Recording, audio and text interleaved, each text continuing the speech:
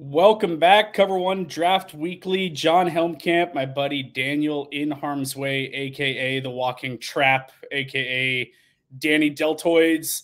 I don't know, whatever you want to call him. So, buddy, how you doing? You know, I'm doing fantastic, and we'll figure out a nickname for both of us as soon as we get this going a little bit longer. We're going to meet up at the Senior Bowl, get a little bit of in-person experience. It's going to be great.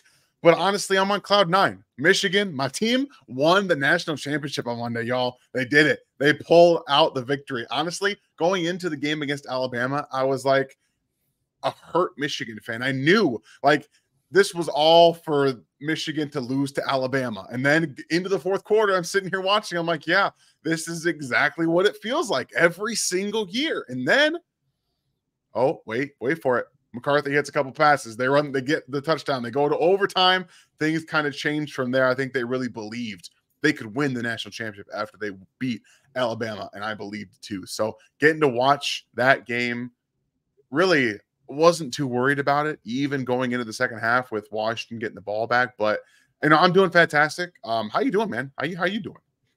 I'm hanging in. You know, it was a little bittersweet for me being a Oregon born and raised. Pac-12, grew up on the Pac-10. Yeah. You know, like I've loved it. So to see the finale of the conference, essentially by all aspects, come down to a pretty rough loss in the Natty. They made it interesting there, like you said, around the late second quarter, going into halftime, coming out, but it really wasn't much in question.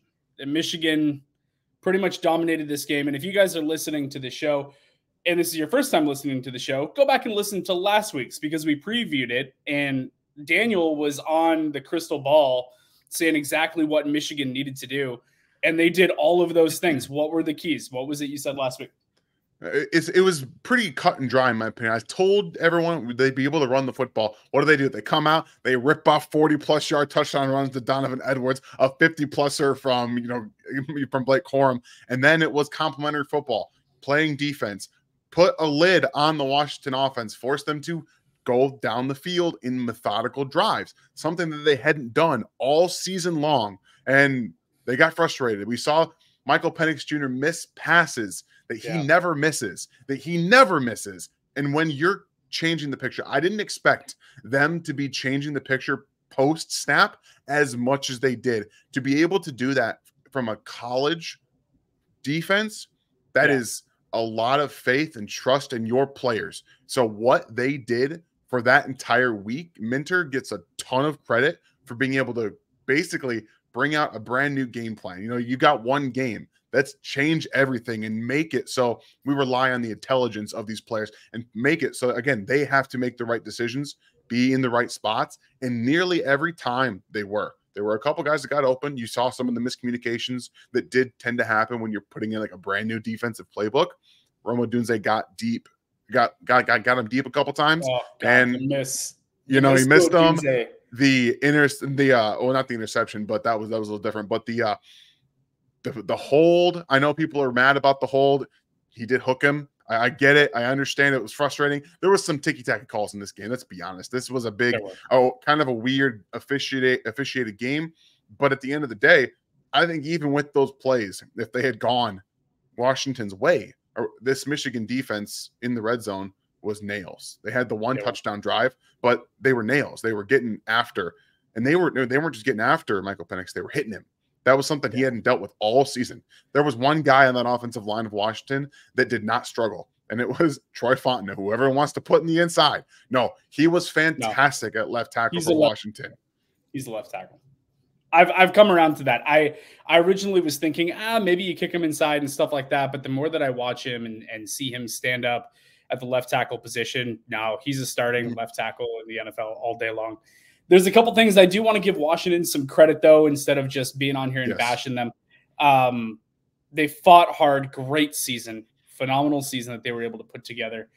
Michigan, like you said, they came out and they ripped off long runs early in this game. Both Donovan Edwards and Blake Corum went ham early. They finished the game, the Michigan, as a team with 303 rushing yards.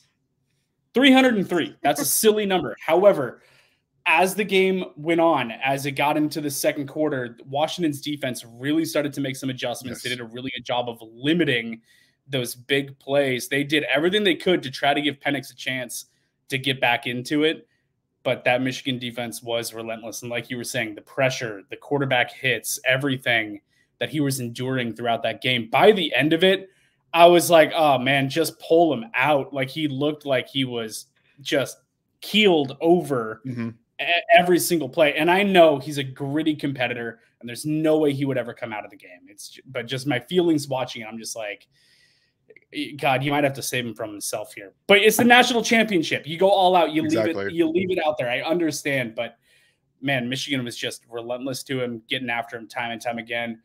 So one thing, I want to talk about some of the top prospects in this game. National championship is over. It is strictly NFL draft for these kids from now on. There's no more game tape other than Senior Bowl and other than, Shrine Bowl and some stuff like that. But competitive football, it's all said and done. So was there anyone in this game that you thought stood out in terms of having a really good performance that might have helped their stock a little bit, or did anyone take a step backwards?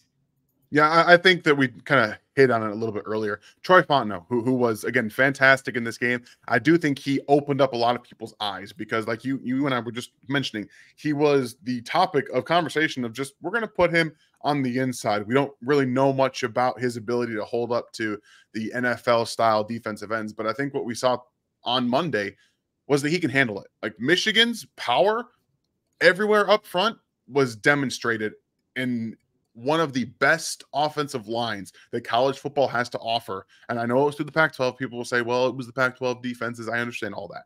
But every single week, you have to come to play.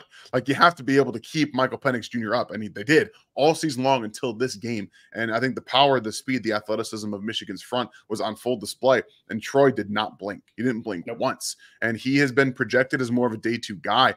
This tackle class is really, really deep. It's really, really good. And he's going to test extremely well. He's a great athlete. And when you get down in the red zone, when I'm watching his tape, I mentioned this last week too, that he's a road grader in the red zone. Like, he's not one of these offensive linemen that is purely a pass protection specialist and kind of gets in the way in the run blocking department. And through, like, in between the 20s, he's still a good run blocker. But when they get into the red zone, he turns a switch and he gets on people and drive blocks down the field. I love the vertical push that he gets. So when I was watching him back again in this game, I'm just like, there's no question anymore. Like, I was never on the kick him inside train, but it's nice to have that positional flexibility because he does offer that. He's gonna, if you have tackles and you draft this guy, you have, he can play tackle, but we can also kick him inside and have that positional flexibility, which really NFL teams love right now. Peter Skoronski last year going to the Titans, like, he's got positional flexibility. They can do whatever they want to with him. He offers that, and I think that it could have bumped him up into the first round after his performance in the national championship. Yeah, I don't hate that at all. I think it's entirely possible that he can go in the first round. Like you said, the flexibility is huge. There's one thing that NFL teams can never have too much of, and it's good offensive linemen. Yes. So if I don't care if the guy's got to wait in the wings for a little bit, if you draft whatever, you can never have too many offensive linemen. Injuries happen, like you said, positional flexibility, having someone that can kick inside or be your starting left tackle. He's going to be a really intriguing prospect. I feel for Penix because going into last week's game, I was talking about him. I was hyping him up. I'm thinking he's got the tools to potentially be a top 10 draft pick. I know he has some weaknesses in his game. Throwing to the middle of the field, something that he kind of struggles with a little bit. But those out routes, his ability to drive the ball downfield and pinpoint placement and with just a rocket of an arm, I was hoping that he would come out and he would show out on the biggest stage against this great Michigan defense and really help his stock. It's similar, I feel like, to last year. We wanted to see how CJ Stroud was going to perform going against Georgia. He gave it everything. They lost that game. He played incredible. Penix, unfortunately, didn't do that. I don't know. One game does not make a prospect, but he didn't do himself any favors in this pre-draft process with that national championship, throwing 2 picks, missing on some throws that he typically hits on. So Michael Penix is one that I feel for. See, I think when I was watching that game, I'm like, this is kind of who Michael Penix is. And that was, I know people were really gassing him up, and I loved his performance against Texas. It was fantastic. The big difference between Texas defenses and Michigan defenses, because Michigan, again, put an umbrella on the offense, and they said, beat us down the field, throw against Will Johnson. And he gave Rome Odunze a battle. That battle he was great. was amazing, but Rome was too. Like, he caused a couple of holds, a couple of pass interference plays. Like, Rome's a legit prospect that going against a guy who's, again, a sophomore, but he's going to be a legit corner in the NFL, and that was so much fun to watch. And Michael Penix, I'll say this: when you get him off his spot, he has a tendency to be erratic with his throws, and he showed that again. The gutsiness to stand inside the pocket, to still try to get through his reads, and deliver the ball to wherever he could get it to, and taking hits is not it.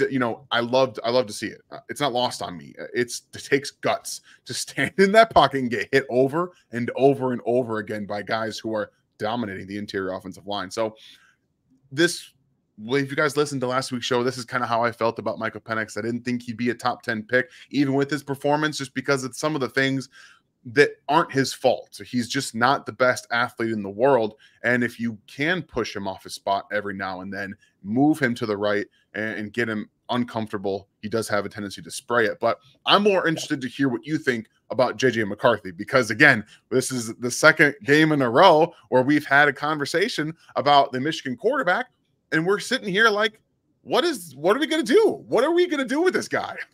I still have no idea. It's the same as entering last week. His highs are crazy high. His lows are crazy low. He's all over the place. I mean, God, it kind of reminds me of Carson Wentz in the NFL a little bit. Like, sometimes he'll make these beautiful athletic plays and throw a frozen rope over, layering it between, defenders, and just beautiful stuff. And then sometimes it's like, what are you doing? I still don't know. And at this point today, we're recording on Thursday, January 11th. He has not announced if he's declaring for the draft or not. I kind of hope he comes back. I hope that he stays in Michigan for one more year and try to polish that up a little bit and help himself. Because as of right now, he's not a first-round pick. Not even close. So, but with another year, next year's draft class of quarterbacks does not look particularly strong. Quinn Ewers might be the quarterback one in that draft class, or Shedeur Sanders. It's not this year. It's not dealing with the Caleb Williams and Drake May. So if he goes back, he could see himself a top 3 pick next year. If he cleans some stuff up and polishes it and has a really great season, I think it would serve him well. Go back and continue to work on that. For me, one of the big takeaways, first and foremost, I want to commend you for bringing up Will Johnson, who true sophomore, balled out. We will be talking about his name this time next year. Absolutely. Yeah, there's no question about it. Going back to that game, Donovan Edwards ripping off multiple long touchdown runs. It's like, bro, where have you been all year? Because this is a prospect that the traits I love, and I've been wanting to see more of him. Blake Corum, he clearly is the lead back in that backfield. I like Blake Corum a lot. I know he's undersized, but he makes people miss in about this much space. He's incredible. But Donovan Edwards also looks like a guy that could serve a role at the NFL, and those massive explosive runs maybe helped him out a little.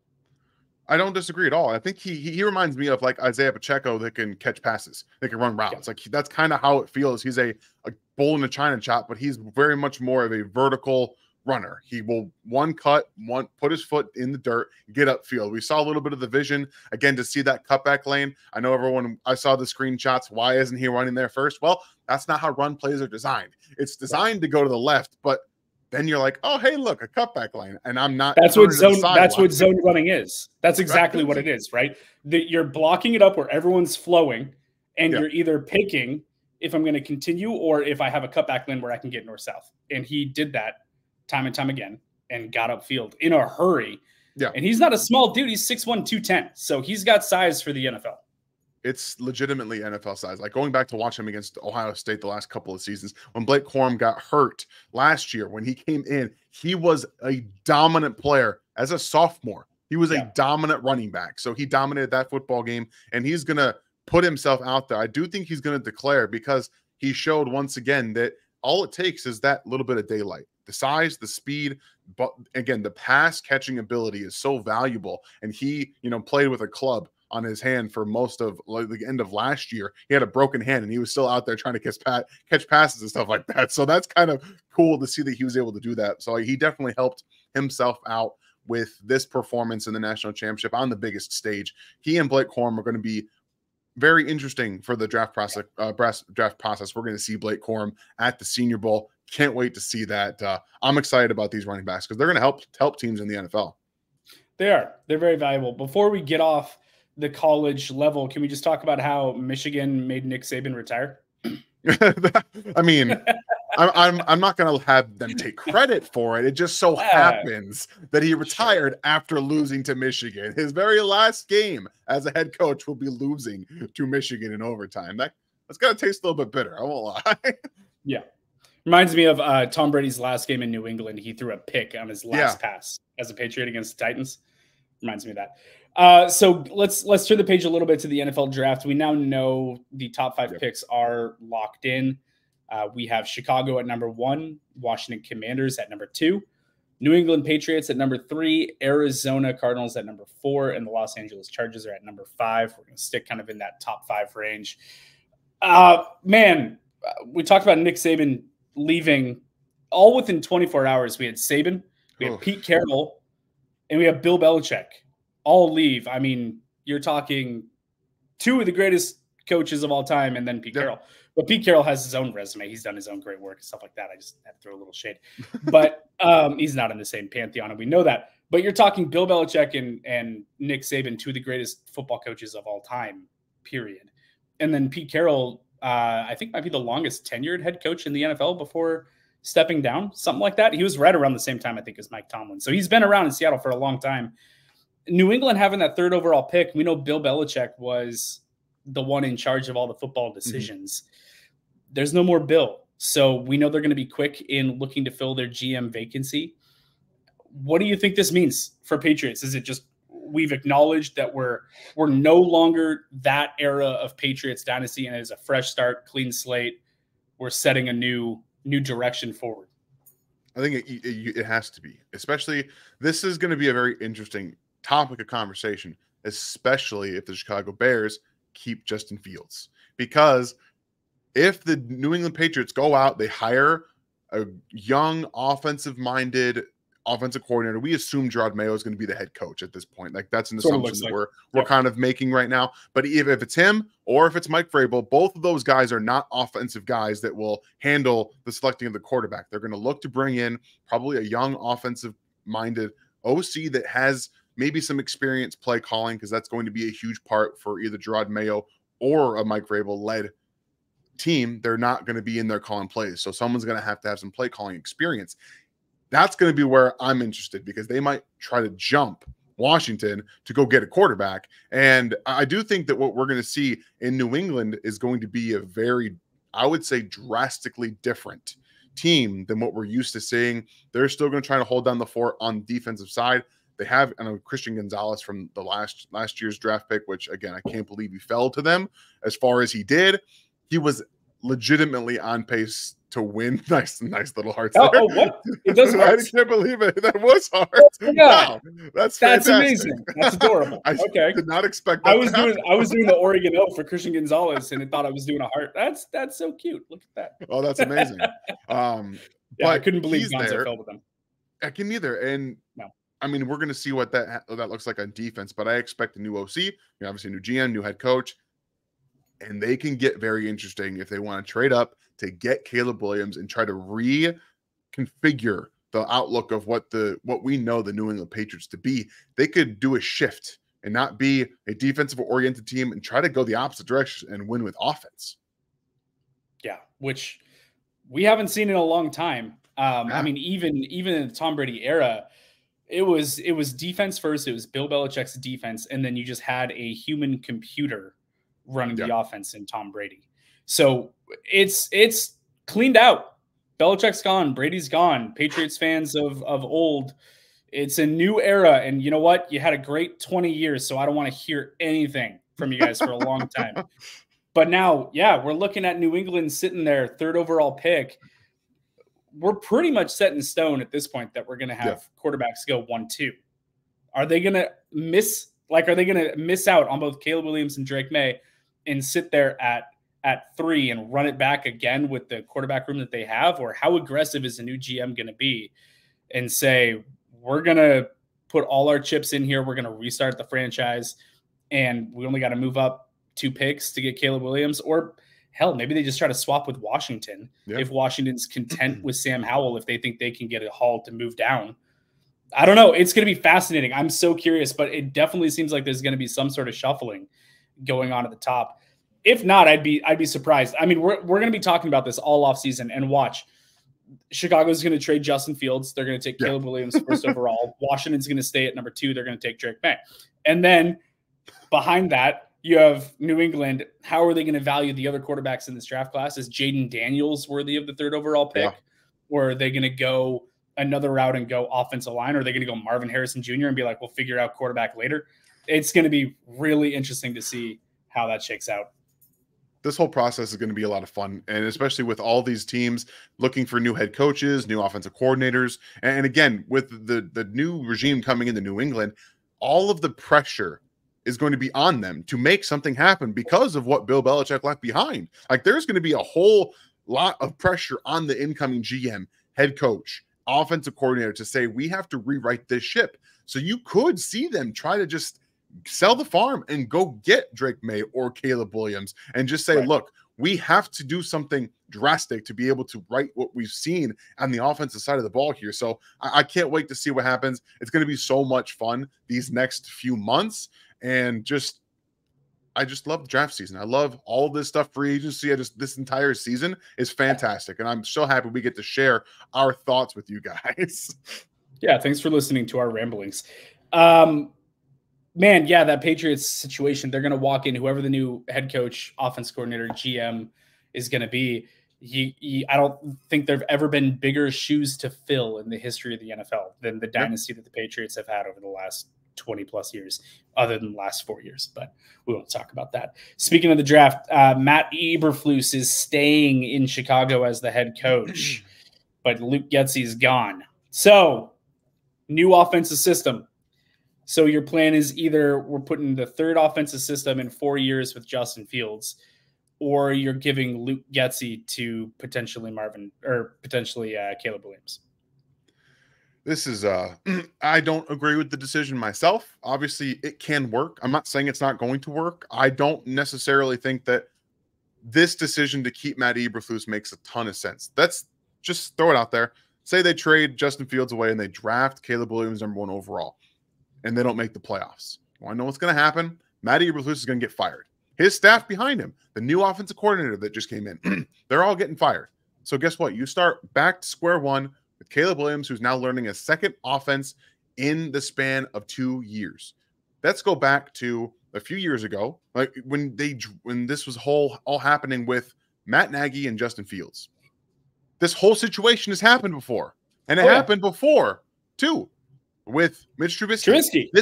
This whole situation has happened 3 times, or if this is how it goes, it will be the 3rd time it's happened in 7 years in Chicago. So looking at that, it makes me feel once again more optimistic that they will stick with Justin Fields, but this is it's not a decision to be made lightly for this organization at all. So, they've got a ton of information to go through. That's why they're saying, Ryan Poles is like, dude, we have a ton of information to collect. We have tons of it, because they can't just say, yeah, we're going to stick with Justin Fields when this is a really good quarterback class, and they want to be able to get it right. The offensive coordinator is going to be interesting. And with all these guys that have play calling experience, there are 8 head coaching vacancies in the NFL right now. 8 of them. How many of those head coaching jobs do you think are going to want an offensive coordinator to be their head coach that have had play calling experience? A lot. That's another thing. A lot of them will, because that's except New England and maybe Tennessee. Yeah, maybe. So that's a ton of people, and Matt Eberflus needs to get a offensive coordinator in that can handle his own offense and call plays, because he can't call plays. So I'm like I said, not what I would have done myself. It can work. I'm not saying it won't work. I have little faith that this plan here to stick with Matt Eberflus will work. My biggest concern with this, as we've said several times, this quarterback draft class is one of the best quarterback draft classes that has come out at the top of the class. One of the best quarterback classes that has come out in decades. I mean, Drake May would be the #1 overall pick in almost any other draft except for this one, because you have Caleb Williams, who is getting talk of being the best quarterback prospect since Andrew Luck or before that. I mean, there's people all over comparing him to, like, yes, I would take him as a prospect over Trevor Lawrence. Yes, I would take him as a prospect over the #1 pick for the last 7-8 years, whatever it's been.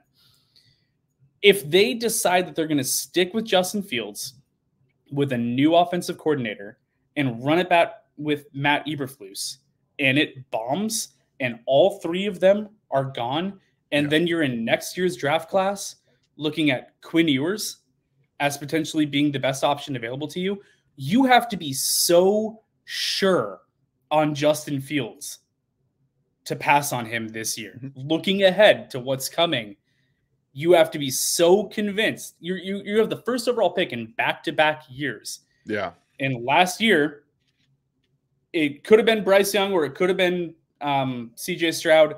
CJ Stroud is looking like a superstar. If one of the 2 quarterbacks or both of the quarterbacks taken early in the 2024 draft turn into superstars and Justin Fields misses, oh man, that is a rough road to haul for Chicago. Yeah, you don't want to deal with that. No, and that's why, again, why everyone's saying saying Ryan Poles saying that they're collecting information means they're moving on from Justin Fields. No, that's not it at all. They need to do their due diligence with this pick, with this situation. They got to nail the offensive coordinator. That's #1. Before you even make the decision whether you're going to stick with Justin Fields or not, you need an offensive coordinator. That has to happen now. So you need to involve him in the process too, because that offensive coordinator is going to have a ton of input on whether you want Justin Fields or you want to move on to Caleb Williams. So all this has to be handled first, and it cannot happen quickly. So I know we spent a lot of time talking about Chicago last week. We're doing it right now because this situation with Washington behind them, New England behind them, there is a ton that goes into this specific year, like you said, with Caleb Williams, Drake May, and then again, Jaden Daniels is not out of this conversation. Teams are going to talk themselves into him because of the athletic ability that he has and the way that he can just make, kind of like Justin Fields, in the sense that he can turn any run into a touchdown. I still think that Justin Fields' athletic ability is better than Jaden Daniels, but just there's a ton to be talked about here. So, I mean, this situation is going to be a ton of fun to go through. Again, and we said it already, this draft might be one of the most fun drafts we have with trades that we've had in a very long time, and I'm looking forward to it. Yeah, I really hope that there's a chaos grenade. I hope someone outside the top 5 to 7 picks is like, we're going to give you the farm to come up for Caleb Williams, and we just have total chaos. You can never predict exactly how it's going to go, and that's why we love this. It's amazing. So moving on, my new favorite segment that we did last week as well, Stonks Up, talking about a player whose draft stock is rising. This week, we're going to talk about a Washington wide receiver, but not Rome Odunze. Who are we talking about? Man, this is the guy on the opposite side. #2, Jalen Polk, listed at 6'2", 204 pounds. He has declared for the NFL draft. And if you guys watched him against Texas, you were like, oh, this guy caught 5 passes for over 100 yards and 2 touchdowns. And that one that deflected over his head, that shows you just a little bit of the ball tracking, because it's a little bit of luck to get out right in front of him, but you have to be able to follow it, when it goes over your head. And that's, again, kind of like we talked about with Brian Thomas last week, the ball tracking, the sideline awareness, and the ball skills are all there. He's got probably some of the strongest hands in this draft class in Jalen Polk. I believe that, along with his teammate Rome Odunze, who are just these guys in traffic. That's why Michael Penix is just like chucking it up to him. I got single coverage. Okay, you go get it. I'm not that worried about it. I'll give you a chance at it. And the difference for me is that when I'm guys don't, if you look behind me, you can see some Chiefs stuff back here. I'm a Chiefs fan. And when I'm watching Rashee Rice in this iteration of Kansas City's offense, where they were getting him the ball in space and doing stuff like that, I see a bit of that in Jalen Polk. I think his speed is underrated. I think he's going to surprise people with his 40 time at the combine. I also think that his spatial awareness is much better. Like he's a good zone reader.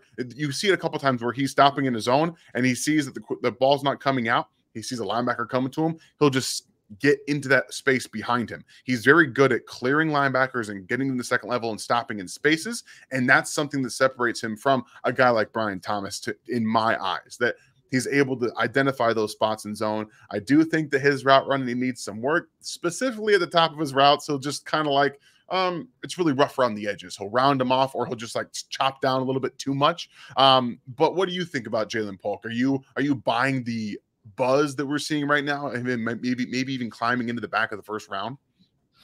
I like all the things that you were saying about him. I agree with all of that. His hands are so strong, and he is so physical at the catch point. He attacks the ball. He hand catches everything. He does it exactly how it's supposed to be done. You mentioned his ball tracking. He's incredible at that. His sideline awareness, great. Body control, great. I like him a lot. Now, he's not getting that same buzz we were talking about Brian Thomas last week, where some people were putting him at like 15th overall, which no.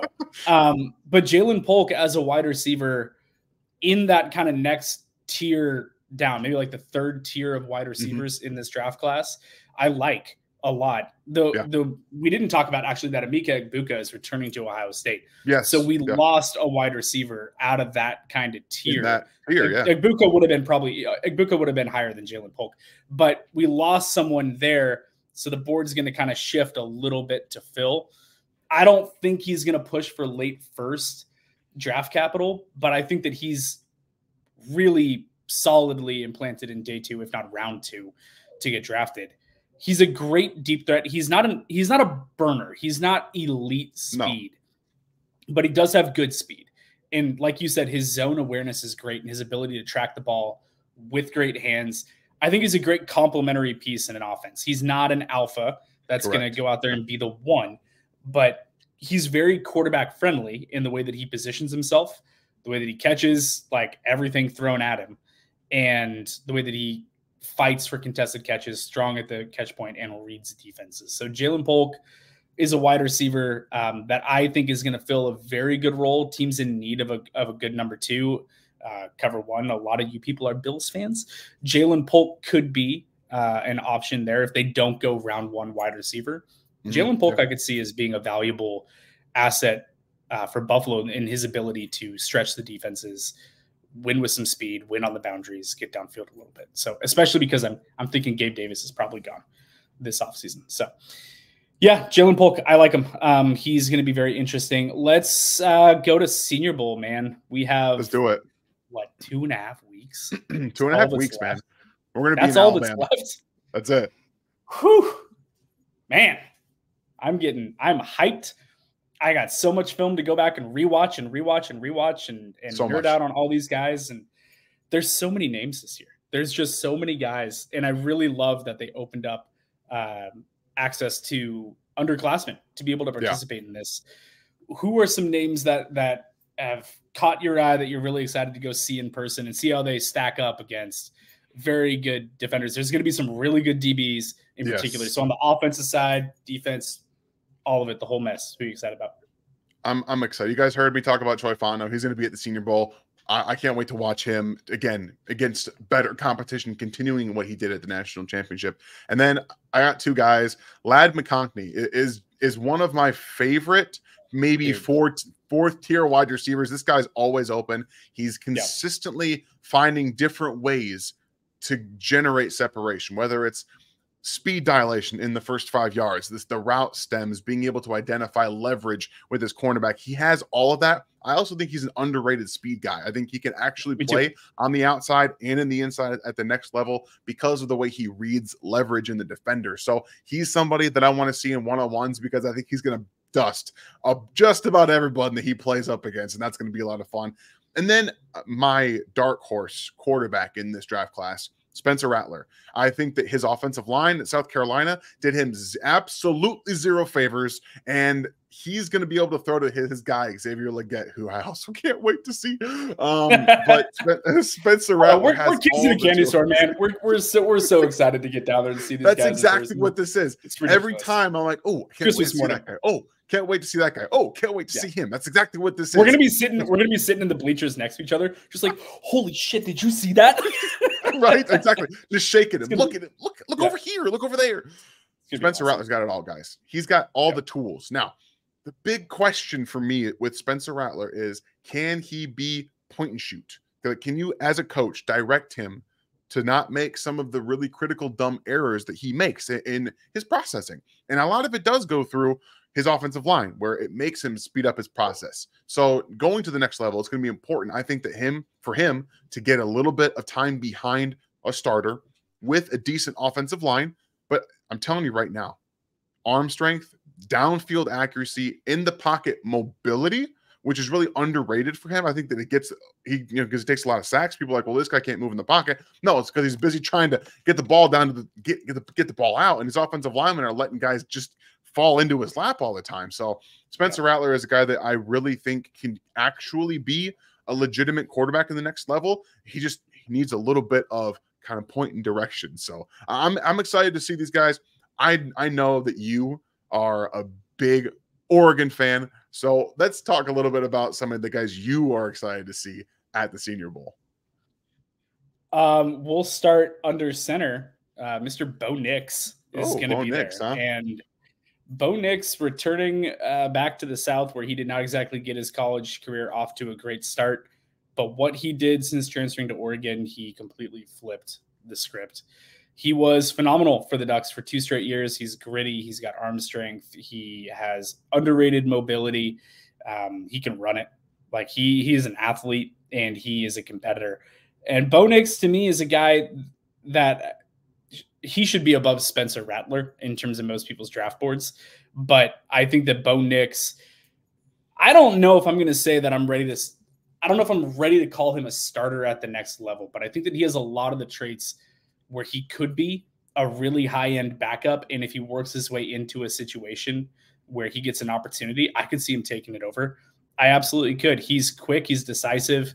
He has very strong arm talent. You never know. I mean, these guys that are just smart about the game and see things the right way. He minimizes turnovers so much once he got to Oregon. Those are the kind of guys that you like in the NFL. You like the guys that are going to compete and that are going to work hard and that can read things correctly and not make the stupid choice. And he very rarely made the stupid choice over the last 2 years in college. So I'm excited to see him. And you know what? It's not on our little show sheet here, but Jackson Powers Johnson, his center, baby. Oh, yeah. JPJ is going to be there, and I cannot wait to see Jackson Powers Johnson. He's going to put someone in the dirt, and everyone's going to go. Everyone in the stands is going to stand up after he does it. That's exactly what's going to happen. Yeah. He is such a powerhouse and so good in both run and pass pro. Yes, absolutely. He allowed, hold on, I have it here. He did not allow a single sack in his college career and only allowed 2 quarterback hits in his entire college career. He's rock solid. He's a day one starter, in my opinion, at center at the next level. He's phenomenal. I love him so much, and I can't wait. Like you said, road grader. He finishes players. He's going to pancake someone. He's going to put someone into the dirt, and I can't wait to see who that's going to be. I will also add here that I cannot wait to see Latu, who's been battling injuries at UCLA, and now he's healthy. And if he was healthy his entire college career, he's like a top 10 draft pick level edge rusher, in my opinion, top 10 to 15. The guy can play. He's got a motor. And I think that this was so smart for him to go to the Senior Bowl against very good offensive linemen and show what he can do. Latu is, or it's Leatu. There's an extra syllable in there. He is someone that just screams NFL edge rusher to me. I would not be surprised if he was on the 49ers board. He seems like the type of guy that they would love to take. I mean, he has the athleticism. He has the smarts. He diagnoses plays, and he gets to the ball carrier in a hurry. When he closes on someone, it's over pretty quick. So he's someone that I can't wait to see down there. There's just so many names, though. We can't get to all of them right now. But there's going to be a lot. I think we're going to start doing a little bit of positional work here too, and talk about like top running backs, top wide receivers, top corners. Like we'll probably get through that in some future shows. What was really interesting to me is after the national championship, you had a whole slew of Michigan players accept their invites to the Senior Bowl. Now I know that you're pumped about that. Who were you excited to see? This is going to be so much fun. Again, you guys, I was at the Senior Bowl for my first year last year. I brought my daughter with me, so I was trying to manage that and get my eyes on as many guys as I could. Jaden Reed was the guy that I really focused on like majority of my time at the Senior Bowl last year. Yeah. And I was like, this guy's going to be a star. And he's pretty much a star. I think he might be the best wide receiver in Green Bay. And the one guy this year that out of these players from Michigan that's coming out, I'm looking at Mike Sanders still. And what was able to do this season, he's played 2 years of nickel corner, played 2 of it. He was a wide receiver first, made the transition for the last 2 years to nickel corner.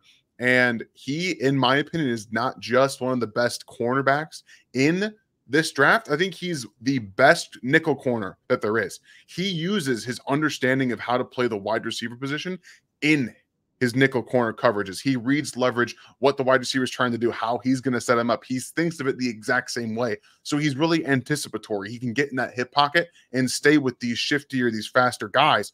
And what he's going to come up against again at the Senior Bowl are these wide receivers that are fast, explosive, can change direction really well. I want to see him in one-on-ones. I want to see how he handles a lot of this because, again, he was playing against Jalen McMillan in pretty much for the majority of his time in the national championship game when he was in the slot. That's who we faced. Mm-hmm. You see a little bit of it with Jalen Polk when they moved him in the slot. Same with Rome Odunze. They moved these guys around a lot. But the number one matchup, but people really like Jalen McMillan. I think he's going to end up going back to Washington personally. And Mike Sanders still had a fantastic national championship game with that interception he nearly took back for a touchdown. It would have been so great to kind of cap it off that way. So out of the list of players that we've got, I think I'm most excited to see how he handles himself again, only playing nickel corner for 2 years, and he's coming out to the Senior Bowl. So he's somebody that I think has improved his draft stock a ton, and he's got another opportunity to continue to climb up boards.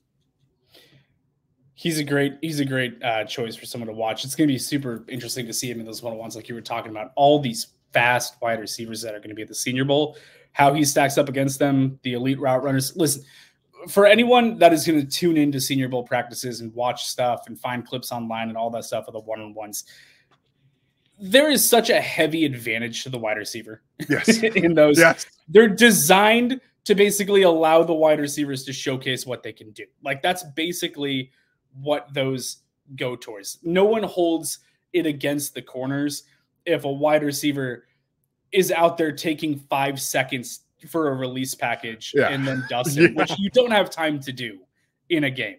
But they go out there and they show off all the footwork that they can muster and you put that stuff on tape. How he does against that's going to be great. Speaking of wide receivers, Michigan wide receiver Roman Wilson is going to be one of the names that's there.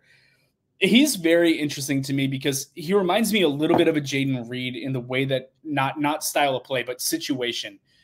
He didn't have the production other than touchdowns. He had 12 touchdowns this year, which is great. Yeah. But he had 48 receptions for 789 yards. Respectful, but not like a dominant output. Well, the system that he played in didn't allow him to do that. He was in a run-first offense. We talked about it last week, how basically the second half of the year, it seems like they didn't ask McCarthy to do much.